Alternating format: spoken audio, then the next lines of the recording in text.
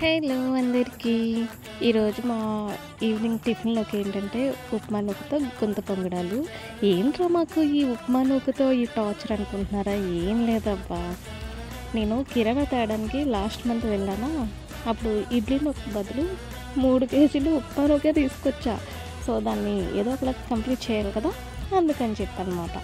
ఈ గుంత పొంగడాలు చాలామంది ఇడ్లీ పిండితో వేసుకుంటారుగా, మేము కరాచీ నూకతో కూడా వేసుకుంటున్నాము. నిజంగా చాలా బాగుంటాయి. దాంట్లోకి పల్లీ చట్నీ అయితే చేసేసాను. ఇంకా పెరుగులో నానబెట్టిన తర్వాత కొంచెం తిక్కుగా ఉంటుంది, అందుకని చెప్పేసి కొంచెం వాటర్ వేసి కలిపేసి ఇంకా ఇలా వేసేసాను.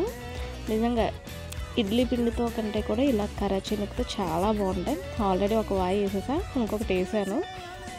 అండ్ అది కొంచెం అయిన తర్వాత కొంచెం తిప్పుకోవాలి, అటు ఇటుగా తిప్పుకోవాలి. ఫైనల్గా అయితే ఈవినింగ్ టిఫిన్ రెడీ అయిపోయింది. ఇంకా మా హస్బెండ్కి 2 చట్నీలతో వేసి ఇచ్చేసాం. బాయ్.